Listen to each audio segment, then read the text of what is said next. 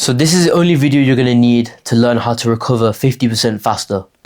My name's Hassan and I've made this channel to help rugby players improve and play at a higher level by giving tips and advice. And today we're going to be talking all things recovery and how you can help yourself play at a higher level through improving your own performance by recovering more efficiently. So let's get straight into the video. I've got a bunch of pointers on this piece of paper here which I'm going to go through today, and hopefully you guys are going to learn something new and you're going to be able to implement this into your recovery process to help you perform better on the pitch. So let's get into it. The first point that I have is whole foods. Now, whole foods are really going to be beneficial for you as a rugby player first and foremostly, but also as an athlete. So whether it's the day before a game, I would recommend having plenty of carbohydrates to help give you that long stored, slow releasing energy. This is going to help you perform really well on game day, and it's going to give you all the energy you need to put in a good performance. But then also I'd recommend eating nice, whole, lean protein sources, especially after your gym sessions where, you know, you're putting your muscles through a lot of pain and you're also, you know, tearing those muscle fibers. You need those muscle fibers that you've torn up need the chance to grow and recover. So you need to give them the protein that they need.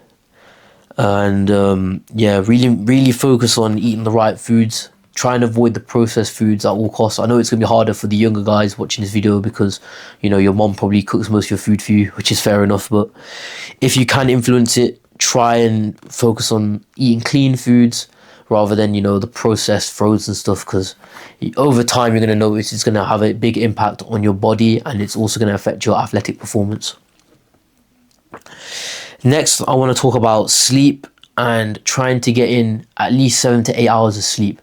This is important because, you know, as important as 7 to 8 hours of sleep is, it's not just about that figure, it's also about getting in deep sleep. Deep sleep is really important because it gives your body the actual time and opportunity it needs to recover.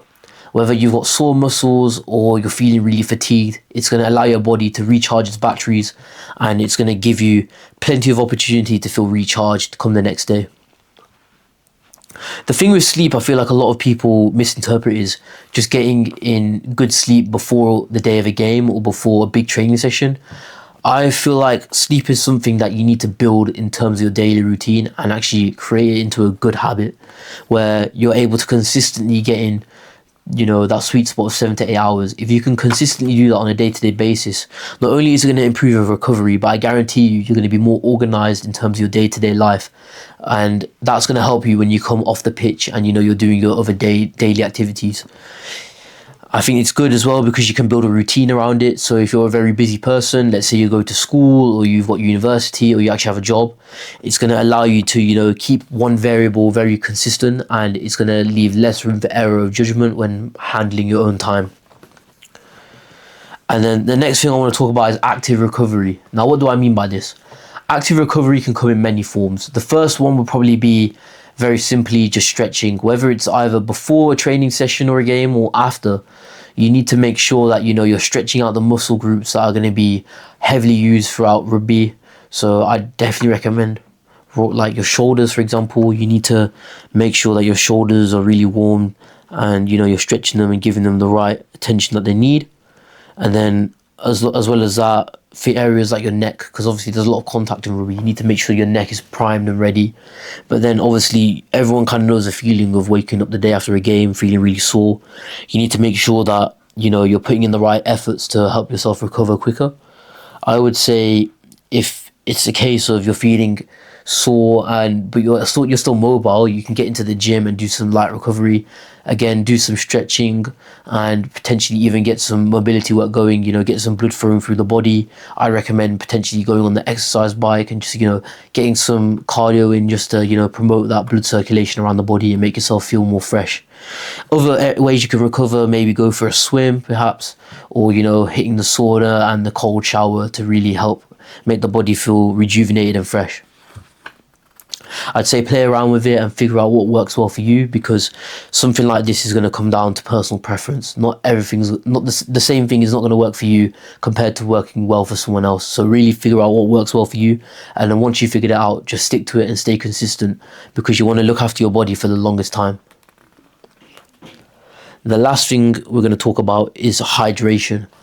Hydration is really important because, especially after a game, I'd say where you've been sweating a lot, or even a training session where you've been in the sun, it's summer, and you're sweating a lot, you're going to be losing a lot of potassium in your body, and your body is going to need to rehydrate somehow.